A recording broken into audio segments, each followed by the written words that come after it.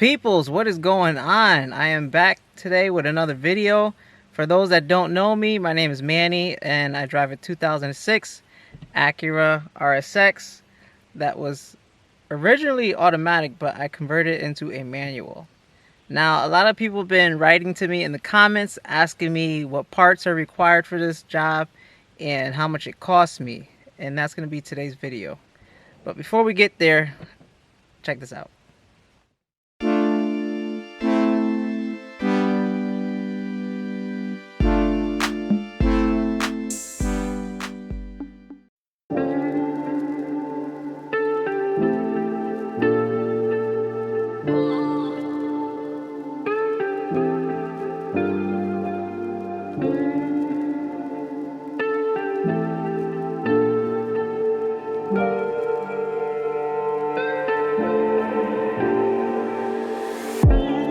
Alright, now to give you the information you've been waiting for.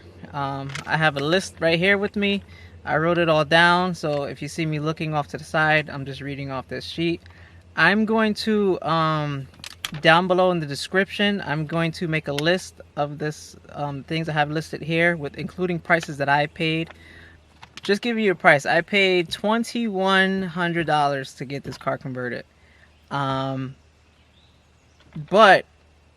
that's because I went and added some extra stuff.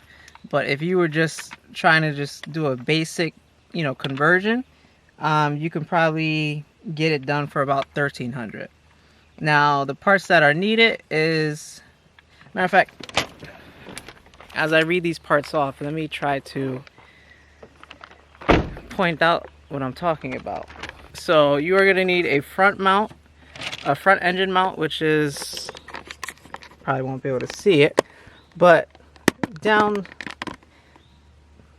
there, there's a front engine mount that attaches to the transmission.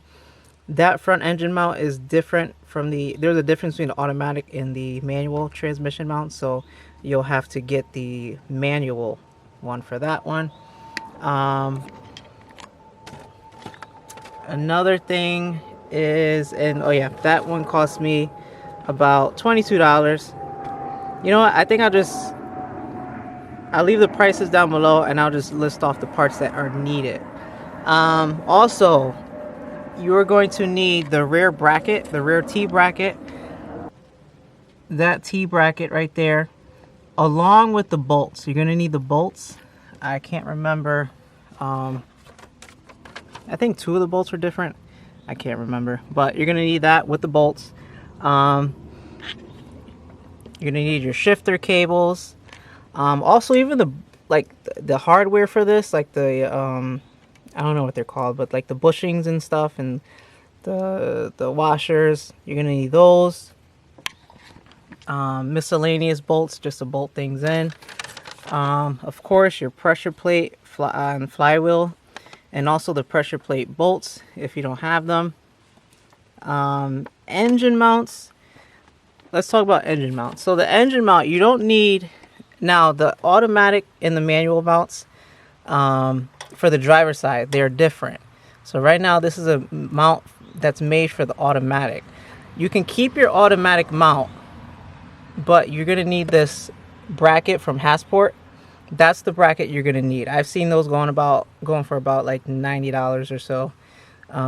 But that's the bracket you're going to need, and that makes it possible to hook up like that. Let's see what else. The clutch fork. You're gonna need the clutch fork. Is it gonna pick it up? There we go, right there. That attaches to the slave cylinder, which is right next to that, that's another part you're gonna need.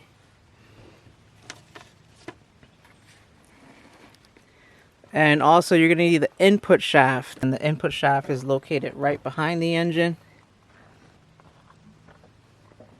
Don't think I'm going to be able to get that here, but it's back there. Down below, you're going to need that input shaft. The input shafts are different between the automatics and the manuals. I've tried to install it with the automatic, but it wasn't working. So I end up using the manual one. So you're gonna need the manual input shaft. Let's see what else is on the list. Oh yeah, and of course, obviously you're gonna need the transmission. I've had people ask me where can they find the transmission. I've actually found a seller on eBay. There was a crashed RSX, and I think it was about 70,000 miles on the car, and so I think I bought it for like $530, free shipping. They shipped it right to the house, so I didn't have to worry about, you know, going to pick it up. To me, that it didn't get any better than that. And while I'm speaking about the transmission, this is another thing that why the price was so high for mine. My conversion is because I bought a LSD from the K20 Z3, which comes in the Civic SIs. So that way power was being transferred to both wheels rather than just one wheel. So I figured while the transmission was out, I didn't put it in yet, so it'd be a good idea to put an LSD in it before, you know, I had already had it in the car, and down the line I decided to do it later. I said, you know what, let me just do it now. So that's why, another reason why the price of my build was so high. Okay, and other things you're gonna need is you're gonna need your clutch reservoir along with the master cylinder. You're gonna need that. I believe I bought this one. I think it came off a Type S.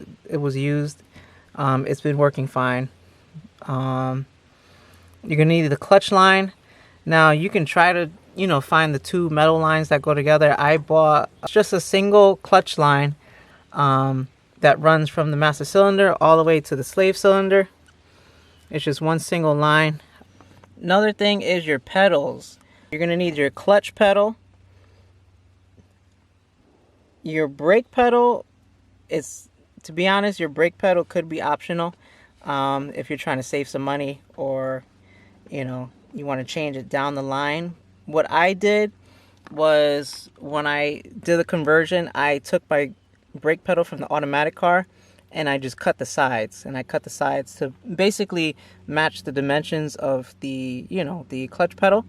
And so I ran the car like that for a while. I actually just recently changed out this brake pedal, well, the automatic brake pedal, to a standard brake pedal, because I think the spacing was a little different. It didn't affect my driving, but it was just a little, I think it was a little this way, a little closer to the clutch pedal.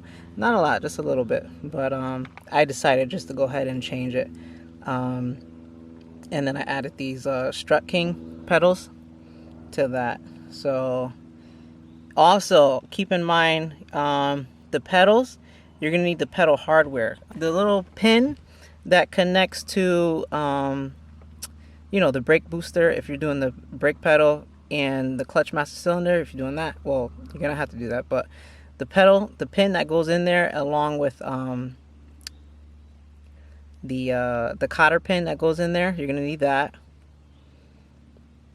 And also, I noticed that when I bought my clutch pedal, there's like these little bump stops on the pedal. Mine didn't have them, so that was like a little extra thing I had to buy just to put in there, just to have that.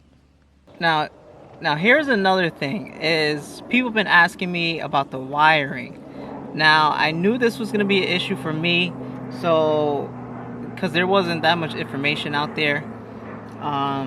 So I went ahead and bought a dash harness from a manual car. I bought a dash harness, so that way all I had to do, I make it sound easy, all I had to do was take the dash out, change out the harness that was in the dash to a manual harness, put the dash back in, and literally everything was plug and play. So I didn't have to rewire anything. I just went ahead and did that. I think that's about it. If I'm pretty sure I've maybe missed a few things here and there, but like I said, I'm gonna make a list down in the description along with prices. A lot of these parts I ordered off eBay, you know, people selling and getting rid of stuff. I got a lot of stuff on eBay.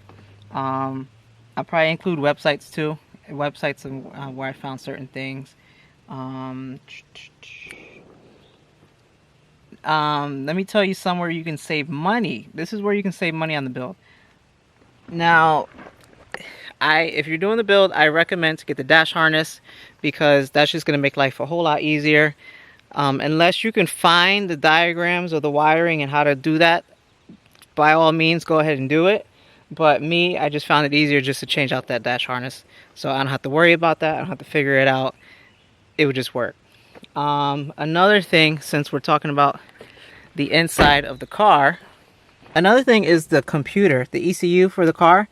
So there's a company, I'm gonna put the website down below. I can't remember right now what company, and I don't want to say the wrong name because I think I do that, but I'm gonna put the company's name down below. But when I did the car, I knew that I wanted to run K-Tuner, so I found a company that was able to install the K-Tuner. But then also, speaking to one of the representatives, I found out that I can actually keep my computer that came out of the automatic car, and I can have them install K-Tuner on there, and then I can just change over the settings to make it a manual. So I was able to keep my same automatic computer for this car, so I didn't have to get another computer, which is nice because I also keep the security for the car, because if you change out the computer, you're gonna have to bypass the immobilizer, and you know, there goes the security for your car. So I was able to keep the immobilizer because I still have the computer, my keys still work for that computer, so everything is still, it's pretty much like the car came like this. So it's really, you know, really cool that I was able to do that. Also, another cool thing with the K-Tuner is there's an airplane going by right now. So what the cool thing is with the K-Tuner is that if you stay with the K-Tuner on your, you know, your automatic computer, down the line, if, you know, whether you want to keep the K20A3 right now and just have it, you know, have fun, just convert it, enjoy the car, then later on, if you decide to do a K20, K24, in the future, you can go back into the settings, plug up the laptop, and change the settings again to run that engine. So literally, you can keep your computer throughout, you know, the builds of your car, which is really, really nice. Saves you money, saves you, you know, a hassle and worrying about, like, you know, trying to find a 5-speed computer, and then after, if you decide to, you know, do a Type S swap or a K24 swap, trying to find another computer for that, because those computers, you know, they go for at least 100 or maybe more. You know, so trying to find, like, you know, 2 different types of computers is just too much. So, you know, you can keep that computer and just do it that way. Another thing is the engine harness. You can actually keep the engine harness that comes from the automatic car. I kept the same harness in there. I actually took it out and then I ended up putting it back in. And I cut the plugs that went on the automatic transmission. I cut all the plugs that went to the solenoids and stuff. And all I had to do was extend the, what is it? The speed sensor. I had to extend the wire for that. And then you would have to wire up your reverse light, which, to be honest, I still have not done that. Alright guys, I hope you enjoyed today's video. I just wanted to shoot a quick video and give you guys that information. I know a lot of people have been waiting. I've been slacking. I should have made this video, but you know, winter happened and I really wasn't messing with the car, and you know, I'm pretty busy most of the time, so I'm trying to get back into it, make some more videos for you guys. If you have questions, continue to ask them in the comments down below. Find me on Instagram. Normally it's easier for me to respond on Instagram. A lot of people have been hitting me up on Instagram, and I try my best to get to them if they have questions. I'm pretty good with responding on Instagram. But still, you can still write me in the comments below on here on YouTube. But you guys take it easy. Be sure to like and subscribe. Thank you for watching the video, and I hope you found this information useful and helpful. All right, take it easy.